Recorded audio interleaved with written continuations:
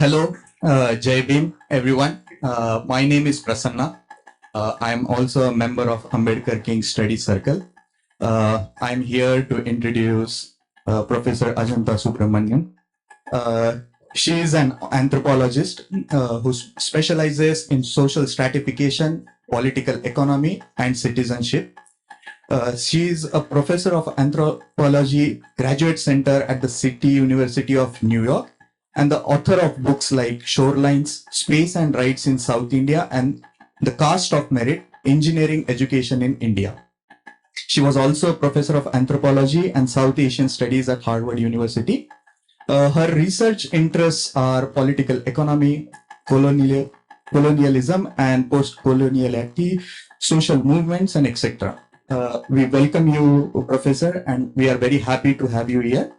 So let's dive in today's topic of discussion and learn about engineering as a technology of caste in India and in the USA. Thank you.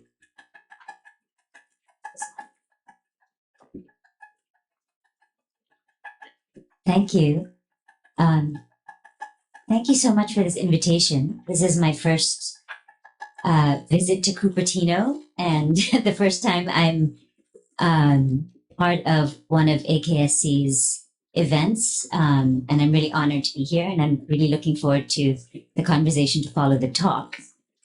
So my talk today is on the role of caste in Indian engineering education and how the migration of Indian engineers to the US tech sector is shaping the transnational operations of caste.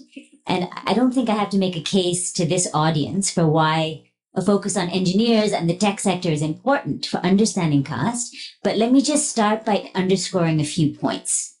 So in post-independence India, engineering became the most coveted field of study and a site for the consolidation of caste privilege. In the US, the largest increase in the South Asian American population has been fueled by the migration of Indian engineers to work in the tech sector. And this transnational flow has brought with it forms of caste privilege and prejudice that have been reworked in relation to American racial and class dynamics. US-based engineers have also helped to advance technical and political projects in India. So for these reasons, a focus on engineering in the tech sector gives us valuable insight into interconnected caste dynamics in India and the US. It allows us to see that upper caste, so-called upper caste identity is shaped by a combined and seemingly paradoxical claim to both merit and victimhood. And it relies on a willful disregard for the structural workings of caste as a form of both inherited advantage and of disadvantage. So can I have the next slide? So the structure of my talk is as follows. So first, I'll give you a very brief account of the role of caste within engineering education in the pre-independence period. Second, I'll lay out how the relationship between caste and merit is framed within Indian constitutional language about redress for caste inequities. Third, I'll turn to how this language gets taken up to advance arguments about upper caste merit and victimhood in India.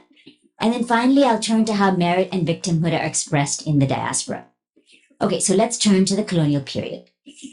From the mid to the late 19th century, engineering in colonial India was primarily structured by racial barriers to access.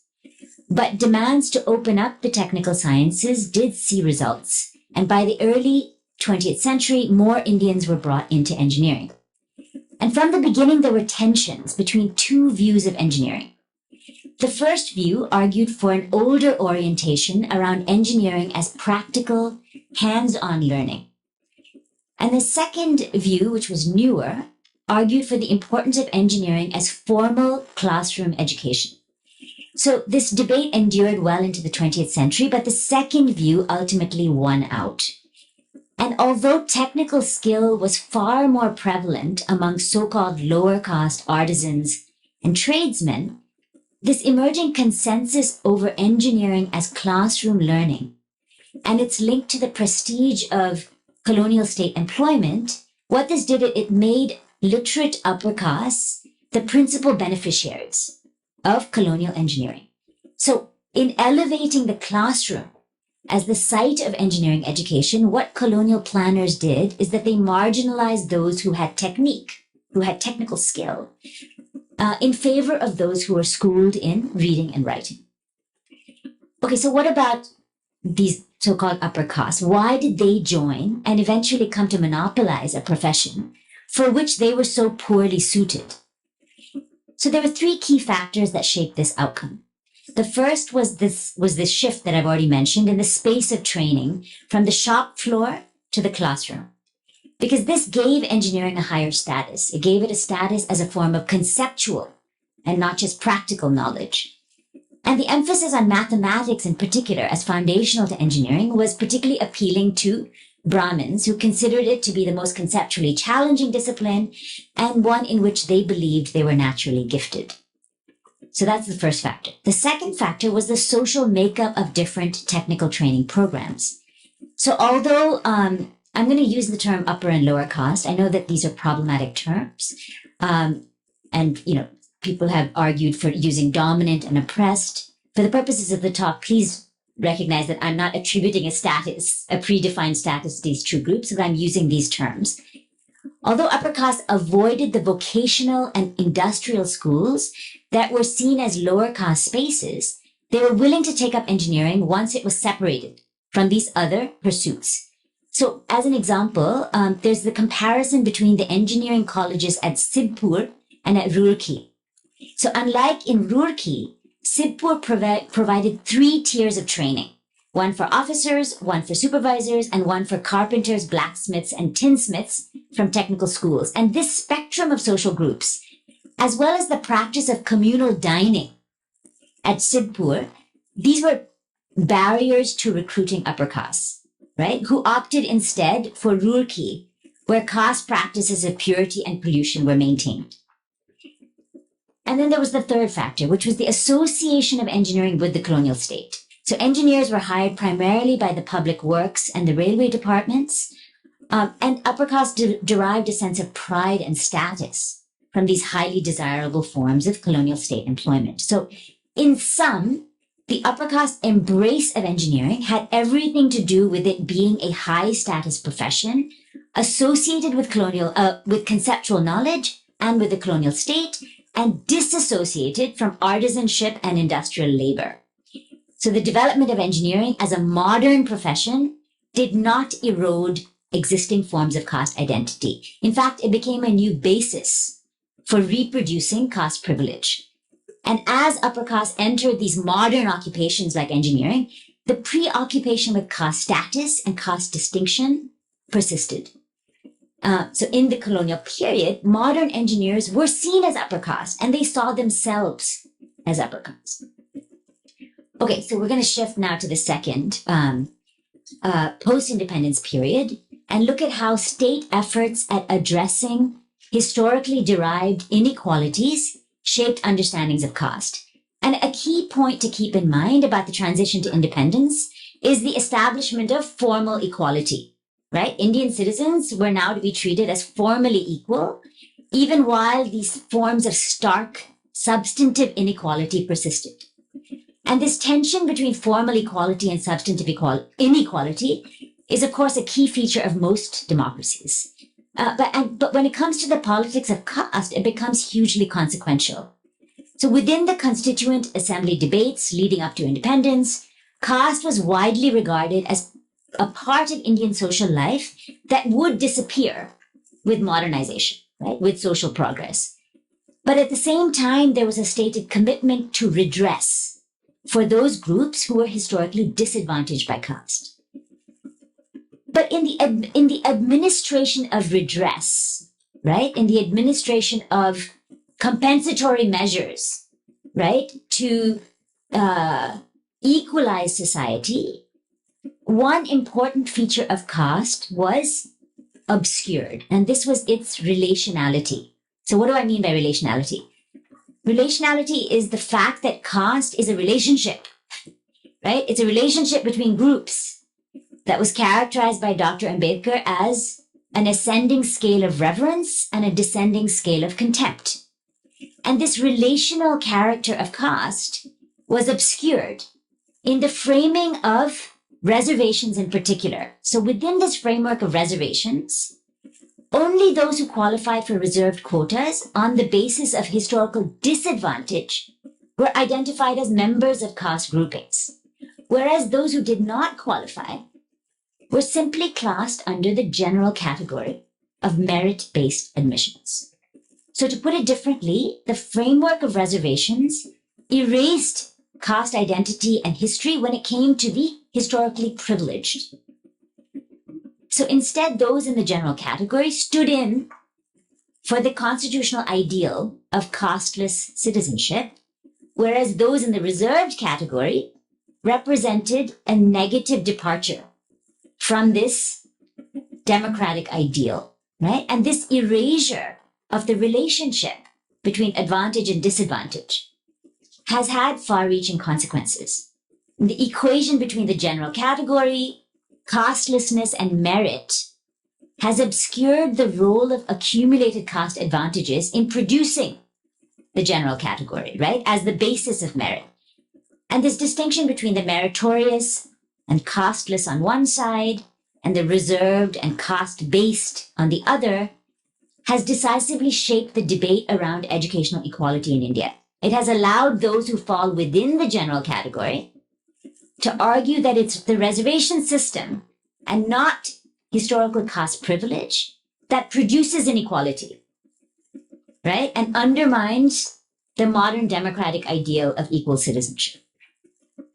Okay, so now I'm going to turn to how this language, how this framing of redress within reservations policy gets taken up for making claims to merit and victimhood, right, by upper caste. And the first example, can I have the next slide, please? This is a long quote, sorry. The first example goes back to 1973. And this is when the first set of quotas, central government quota, 22.5% quotas for scheduled castes and scheduled tribes, which I'm sure most of you know are the groups considered the most socially and educationally quote unquote backward. This is when this quota was implemented within all central government institutions. And at the time, one of the most vocal opponents of the quota was P.V. Indiresan, who was the director of IIT Madras from 1979 to 1984. IIT, for those of you who don't know, are the Indian Institutes of Technology, which are seen as the premier engineering colleges in India. So in his director's report of 1983, Indiresan wrote the following. Some members of the Parliamentary Committee on Scheduled Castes have gone so far as to say that what we need is an Indian standard and not an international standard of instruction. It's necessary to debate the fundamental question whether, just because a group of people cannot cope with a certain level of education, they should have the veto power to deny such an education to the rest. Whether social justice should imply that there shall be no institution at all in the country where merit shall be the criterion. And also, while the socially deprived should have special privileges, the talented need have no rights of their own. So this is a really striking quote, right? So the distinction that Indiresan draws between the socially deprived and the talented is a striking instance of the upper caste claim to castelessness, right? Indiresan refers to upper caste not as the socially advantaged, but simply as the talented. Plus, his distinction between special privileges on the one hand and rights on the other highlights this recurrent theme of reservations as anti-democratic, because it is supposedly anti-egalitarian, right?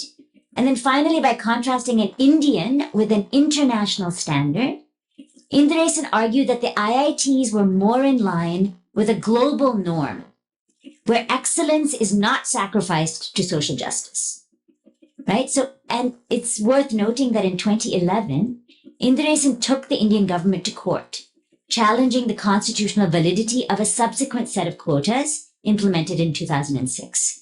So his role in the legal battle underscores the significance of Tamil Nadu for establishing a really important precedent in what is now a national and increasingly transnational anti-reservation politics. And if you want to ask me questions about the role of Tamil Nadu, I'm happy to do that in Q&A. The second example is from 1990, when the government decided to move ahead with the state-appointed Mandal Commission's recommended 27% quota in central government employment for the other backward classes, which is a governmental classification, or OBCs, which is the groups occupying the intermediate rungs of the caste hierarchy. And the announcement of Mandal, I'm sure those of you who are older or migrated from India know this history very well, so some of this will be very familiar to you. The announcement of Mandal, which became a shorthand for the OBC quota, ignited a firestorm, with upper caste engineering and medical college students in North India taking to the streets to protest what they said was the end of merit. There are 3 slides, 4, 5, and 6. So maybe just scroll through them as I'm reading. The strident and sustained protests expressed a sense of upper caste entitlement. For these students, redistribution, the kinds of redistribution that were promised by Mandal, was tantamount to victimization, right? They experienced this as victimization. At the same time, Mandal was accused of spreading casteism, even of creating caste consciousness where there had been none, right? And it's important to note the timing here. 1990 was very early in the process of economic liberalization, when central government employment, which had been monopolized by upper caste, was still highly desirable. Right? From our vantage point today, when the most coveted jobs are in the private sector, it might be difficult to imagine protests, such strident and sustained protests being waged to preserve access to state employment, right? Which only indicates the far-reaching changes that India has experienced since the full onset of economic liberalization.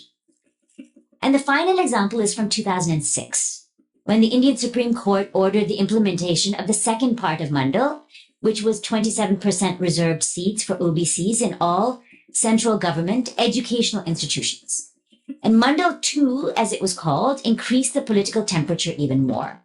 By 2006, whole sectors of the economy had been privatized. So now the backlash was less about protecting government jobs and more about protecting elite education as a stepping stone to private sector employment and also to transnational migration. And this was also the moment when general and reserved became widely shared terms through which the Indian public came to understand caste difference. And there's so many examples of news articles, jokes, memes about the general and reserved that express this sort of upper caste self-conception as both meritorious and victimized. There are a number of slides, 7, 8, 9, the following few. I'm not going to comment on each of the slides, but if you just notice them, notice the kind of arguments that are being made by these images.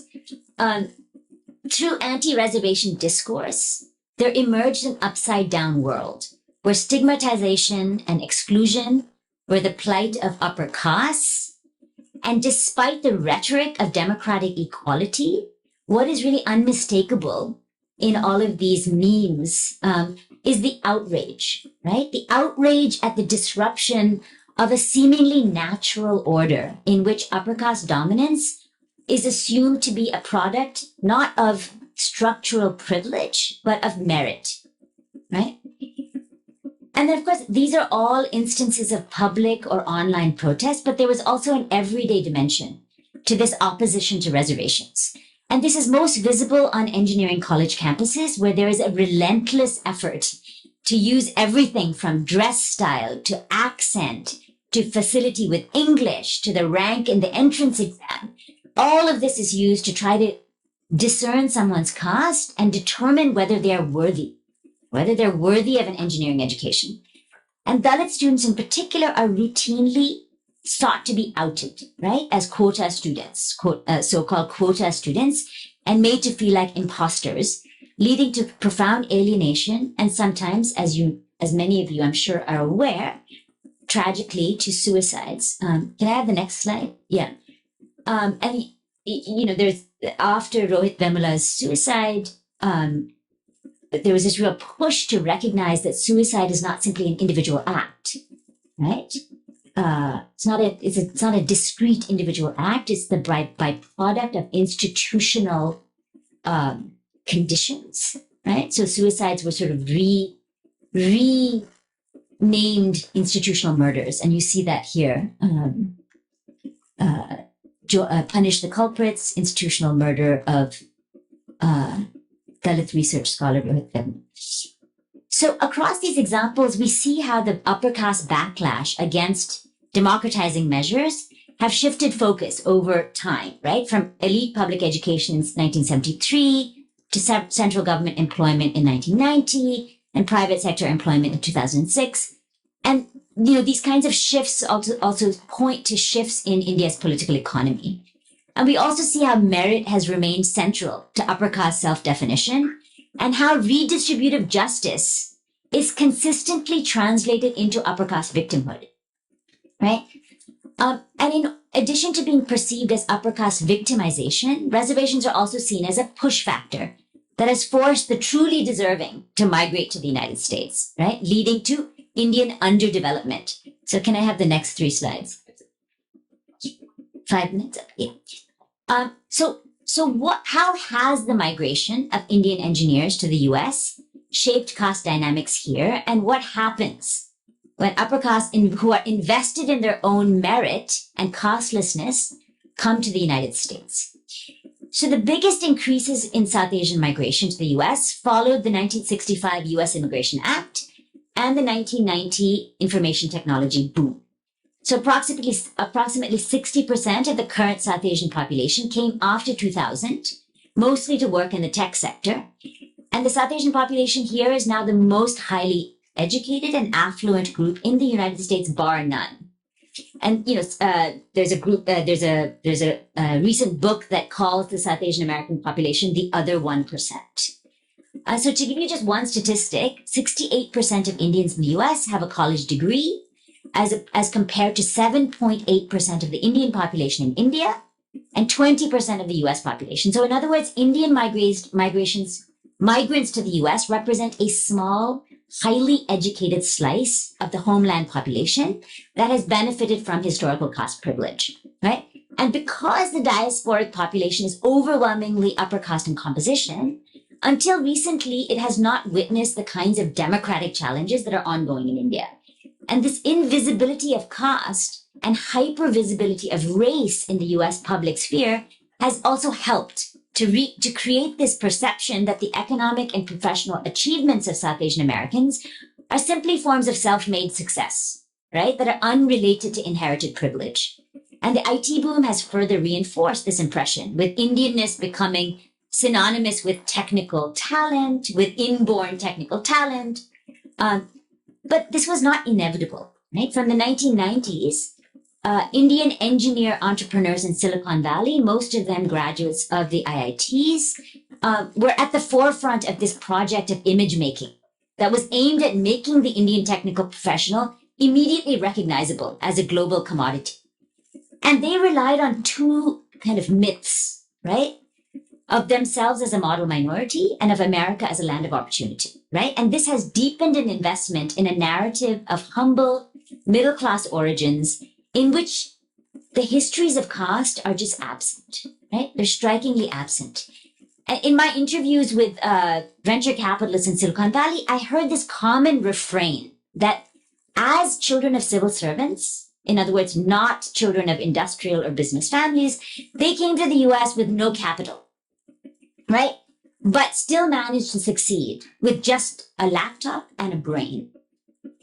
And so what do these statements do? These statements downplay education as a highly lucrative and transportable form of capital, right? To which they had privileged access because of their caste.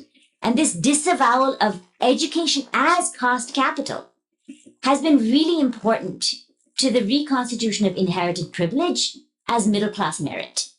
Right? And when combined with racial minority status, it's been possible to naturalize the standing of this 1% as the product of nothing more than hard work and talent.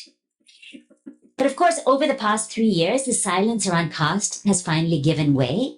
And in response, what we're witnessing is a fierce backlash against efforts to make caste discrimination visible and to enact legislation against it. So I know I don't have much time, but if I can just rush through the rest of it. Let me just address two repeated arguments against caste protections, right? To see how these arguments are made. So one argument is that caste protections would force South Asian Americans who left caste behind in the homeland to think of themselves in caste terms, right? But like the claim to being post-racial, this claim to castelessness reduces caste to individual sentiment and interpersonal animus, interpersonal hostility, while disregarding its structural power, right, as a form of collective inheritance. But on this point, I think it's worth distinguishing the perspectives of the migrant generation and the US-born generation. So I think for the migrant generation, the claim to having transcended caste is an extension of similar arguments about casteless merit in India. And there were even these parallel anti-reservation protests staged by diasporic engineers against Mandal 2 right here in Silicon Valley, right, in 2006. And more recently, some of these Silicon Valley-based engineers have expressed the fear that caste protections would be a slippery slope to quotas, which is absurd, right? It's an absurd argument. But this gives you a sense of this misplaced form of victimhood, right? And how it has traveled from India to the United States. And significantly, many of the same people who oppose reservations in India actually support affirmative action in the US, right? And I think one reason is because of the goal of US affirmative action policy, right? That the goal is no longer redress, right? The goal of US affirmative action policy is diversity. And so they support diversity because they see it as consistent with individual meritocratic achievement, right? And by contrast, their objection to reservations lies in its recognition of caste as a structure of inherited collective disadvantage and of quotas as a necessary corrective, right? So this kind of this tension between their views on affirmative action in the two places, I think, is quite important. But from interviews that I've done with the US-born generation, it seems like many of them are only now coming to understand that caste privilege actually was important to their own family histories of education, of employment, and migration. And this dawning consciousness is disrupting this carefully constructed narrative of South Asia as a land of adversity, which their parents had to flee in order to be able to succeed in the US through innate intelligence and hard work. And then finally, the second argument is, of course, this is something that Karthik also referred to in his comments, is Hinduphobia, right? And at first glance, this notion of Hinduphobia seems to mostly be a response of the US-born generation that's founded in a legitimate fear of religious minority discrimination. And of course, there are some examples of such discrimination, but they are far less widespread than the current rhetoric would suggest. And also it's perplexing, right? Why the equation between caste protections and Hinduphobia? And I think this equation only makes sense when we consider a longer history of mobilization by groups with ties to the Hindu nationalist movement in India. So, yeah, okay. I think many of you will be familiar with this controversy over California textbooks, right, that broke in 2005, when some of these groups complained about the portrayal of Hinduism in sixth grade textbooks. And their objections were to the mentions of caste and gender oppression, which they said were neo-colonial efforts to denigrate a US minority religion. And so what these organizations did is that they characterized educational material about caste hierarchies within Hinduism as evidence of their continued victimization by non-Hindus. And it's worth noting the parallels, right, between this claim to Hindu victimhood and the stance against reservations, which similarly transforms measures for redressing structural violence into the very source of upper caste victimization. But there's also a more direct link between the two. So in India, as again, most of you would know, the Hindu nationalist movement became a force to contend with in 1990 when the BJP decided to counter the threat of mandal by seeking to unite Hindus through a campaign to build a mandir or temple to the god King Ram. So in doing so, the movement shifted attention away from caste hierarchies within Hinduism by mobilizing a narrative of Hindu victimization at the hands of Muslims. So this strategy, in other words, was to pit mandir against mandal, or religion against caste, which is precisely what we're seeing today, right? In the pitting of Hinduphobia against caste protections. And, this kind of affinity between minority claims in the US and a majoritarian movement in India might seem strange and contradictory, because you would expect that the experience of minoritization in the US might produce greater empathy, greater solidarity with minorities and other marginalized groups in India. And this is certainly the case with some in the diaspora, but many Indian Americans have become avid backers of the Hindu nationalist movement, and especially of Narendra Modi's brand of authoritarian populism. And to some extent, Indian American support for Modi does express forms of caste entitlement carried over from India. But like other long-distance nationalisms, it also expresses the desire for a country where upper caste Hindus are an unchallenged majority, right? So paradoxically, the experience of being a minority here has actually fed an appetite for majoritarian nationalism. And there's something last paragraph, promise.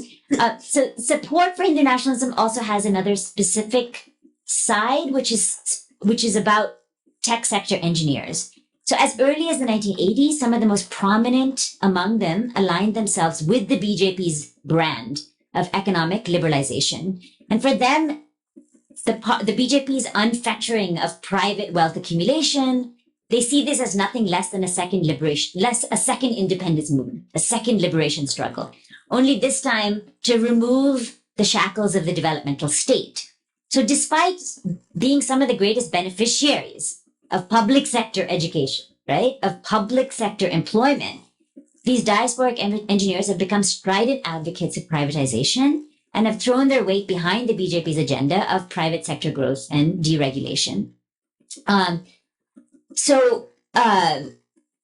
They focus on policies. They also focus on policies like reservations, which they see as kind of anti-democratic pandering, right?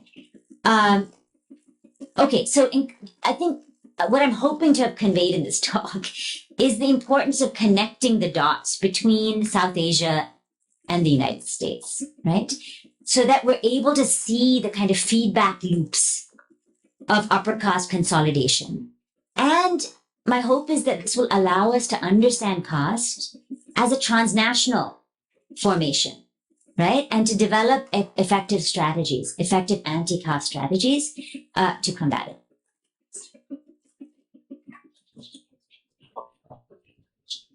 Settle down. So the first section that you presented, Professor, about the migration of Indian sector privileged people and how this pride and status, like this high status with the conceptual knowledge and disassociated with labor. So my question is around this sense of internalization of this sense of identity, right? Which is often seen in the privileged, let it be race, class, or caste for that matter. And you also talk about this in your book regarding IITs, where they have this sense of internalization. So, can you elaborate more through your experiences, highlighting some of the examples of this sense of internalization, and what are the ways of unlearning this, right? We are talking about building an equitable society. So what ways would you think about unlearning this sense of internalization? So, I think it's important to understand how social hierarchies come to be naturalized, right? So how does a system which is rooted in unequal power come to be seen as a natural order, as just, things as they not just are, but should be, right? And there are all sorts of ways in which power differences are kept in place, right? The state plays a role, right, in underwriting certain forms of social stratification. Capitalism plays a role in underwriting forms of social stratification. So I think one has to think not in terms of individual sentiment, right, or sort of in individual senses of self, but one has to think structurally, right? What are the structural mechanisms through which inequality comes to be taken for granted, right? What are the mechanisms through which people develop a kind of set of common sense assumptions about who is on top and who is below, right? And when it comes to caste, some have focused almost entirely on kind of Hindu spiritual texts, right? That there are these religious justifications for the reproduction of a caste order.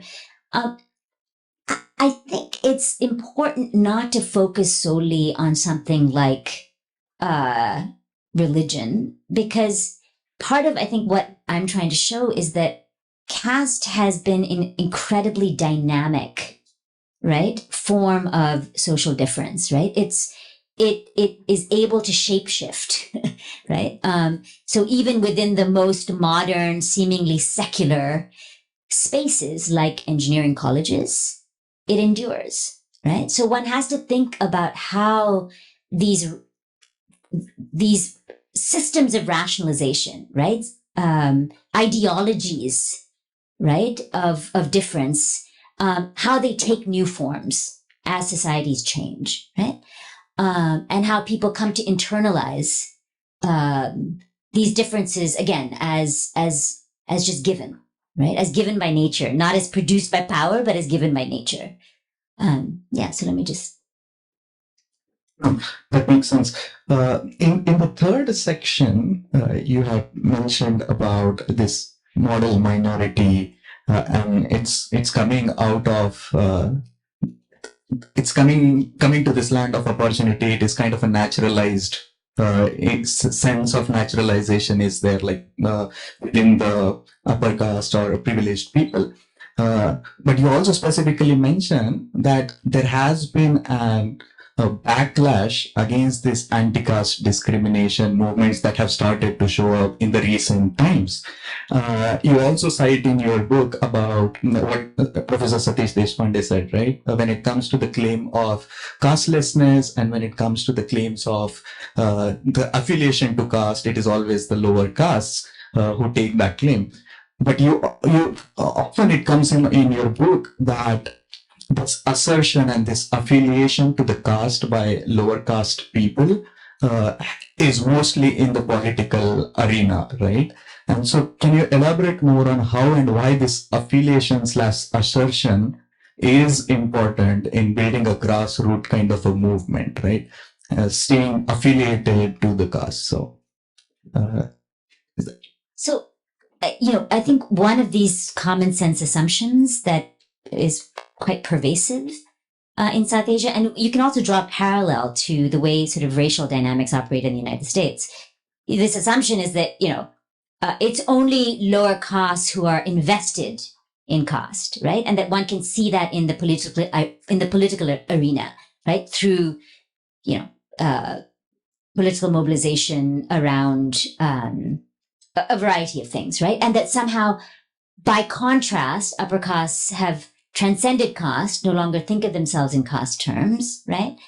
And I think one of the important things to recognize is that caste doesn't always speak in its own language, right? So there are different sort of terms which operate as proxies for caste, and merit is one of those terms, right?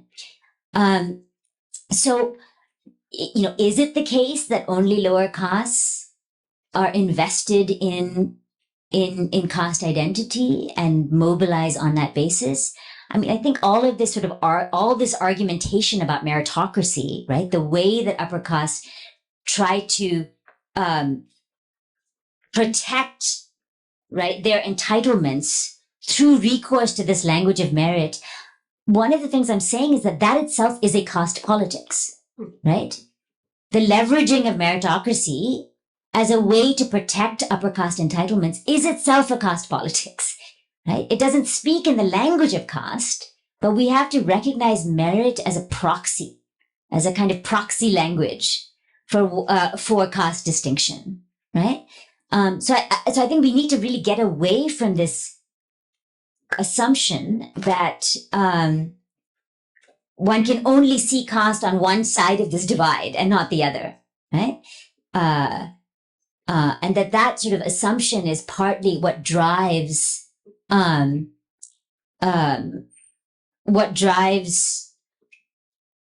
well, I think that's partly what prevents upper caste from recognizing their own privilege, right? If upper caste success, if the sort of monopoly of certain groups over whole sectors of the economy is seen simply as the product of individual work and innate talent, one can't see that it's actually the product of privilege. So I think the one of the first steps to building an anti-caste movement is to recognize how caste operates as the basis of privilege and not just as the basis of disadvantage, right? And I think for upper caste to be allies in an anti-caste struggle, that has to be the first step, right? Is to give up an investment in one's own sense of, I guess, deservingness, right? That you deserve your place in society, and to sort of see that everything from, family history to educational success to professional achievement is intimately linked to a much longer history, right, of caste inequality. So I think that for me, that's sort of the first step to building an anti-caste movement that is truly collaborative, right? For upper caste to be allies, I think this is the first step. Yeah. No, we often see that those allies are coming up slowly and steadily. But as you mentioned, it is the first step of acknowledgement of their own privilege and the generational capital that they are taking, whether it is cultural or and whether it is caste or the actual capital as well. So yeah, and these are people who may genuinely not think of themselves in caste terms. Yeah. Right, but caste is not simply about self-conception, right? It's about one's place within a structural order. Yeah. Thank you. I have many more questions, but I'll now move on to the audience. Can we volunteers have the mic to Cheran and Suraj first, so they can ask their own questions. Cheran and Suraj.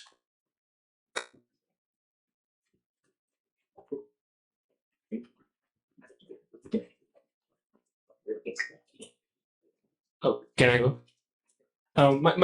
It was a very nice talk. My question is, you did mention that upper caste Indians in US America, they do support affirmative actions. Ironically, they don't support in India.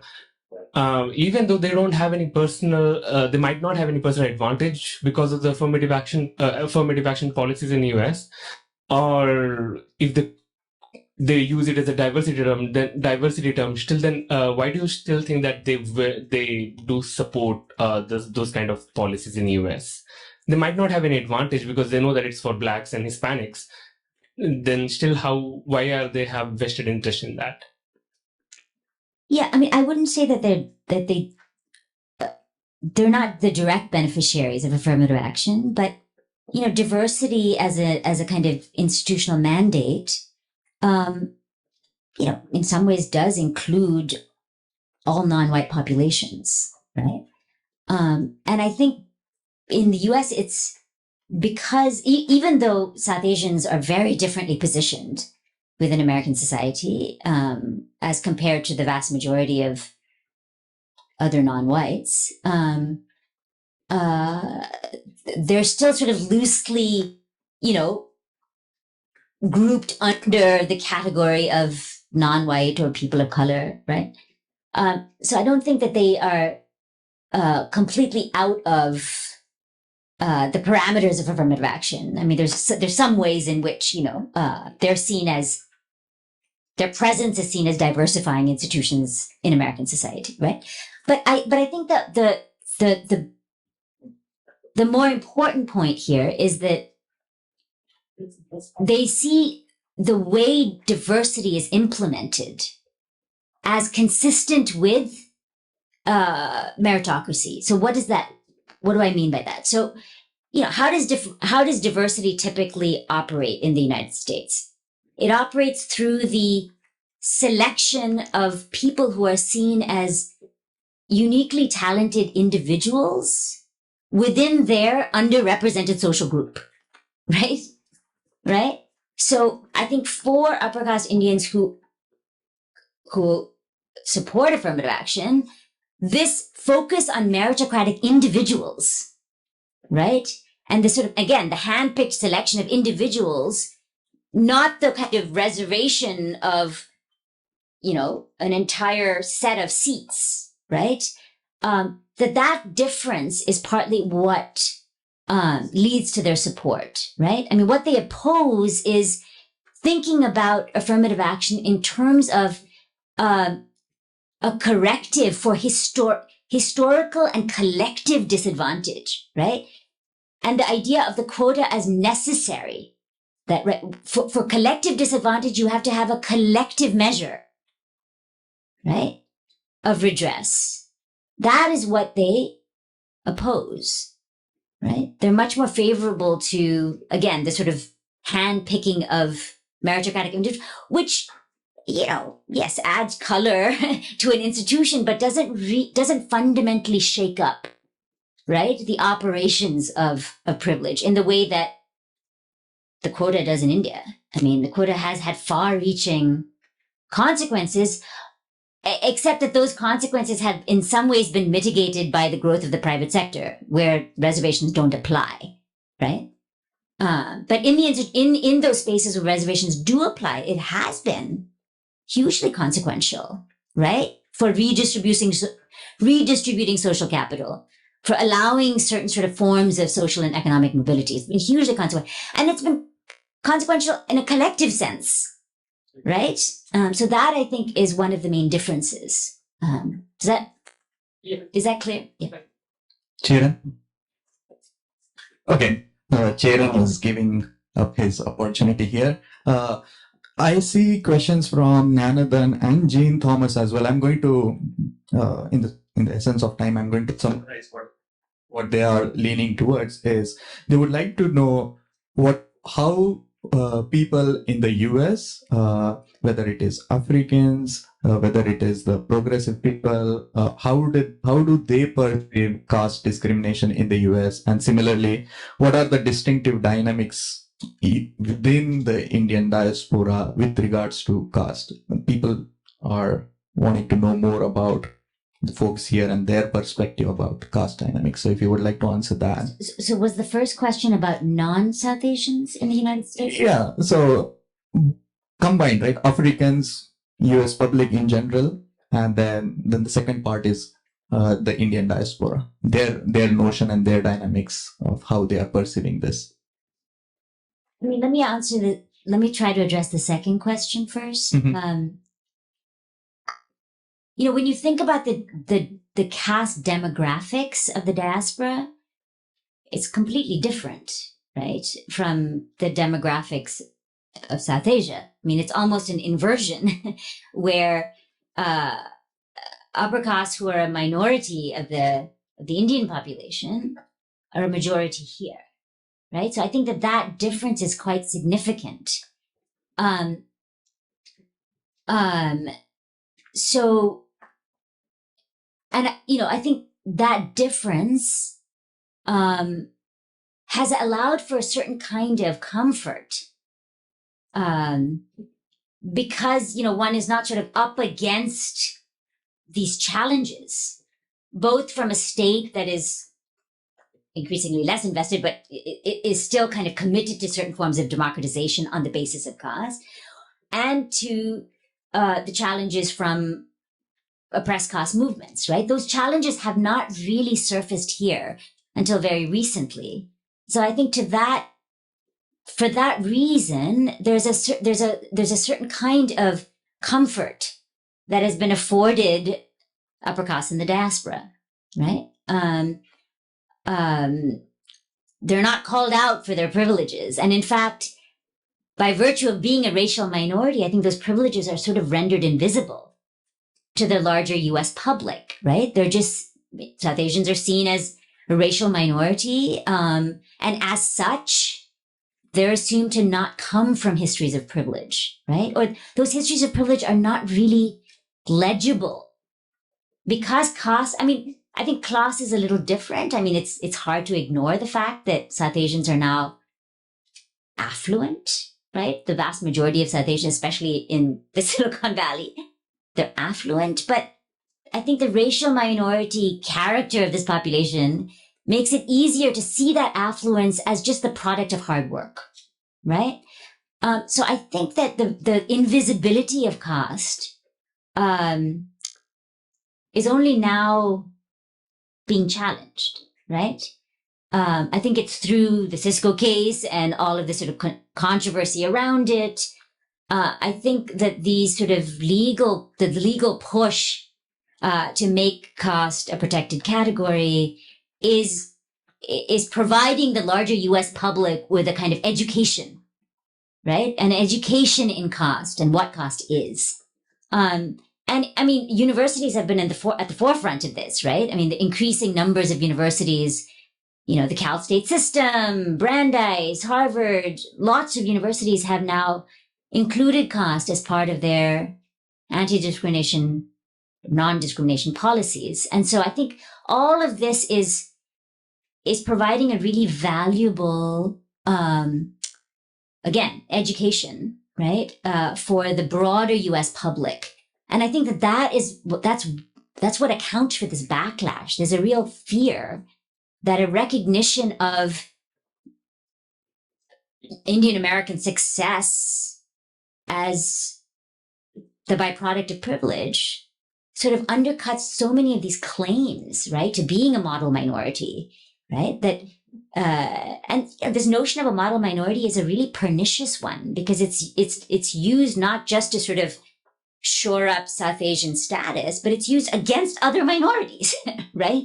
The successes of South Asians, because it's not seen as rooted in certain forms of historical privilege, are then kind of pitted against, right, the lack of success of other minorities, right, who are then faulted for whatever, not having the right values or not working hard enough, or and that completely disregards the histories from which these populations come, right?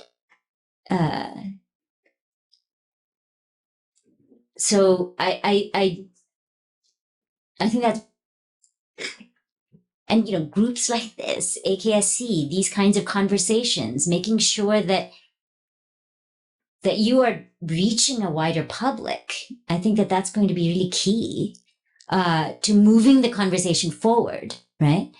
And to putting protective measures in place so that individuals who do experience caste discrimination have a means, right? Means of redress, but also so that institutions that sort of espouse a commitment to diversity and that caste is part of that consideration, right?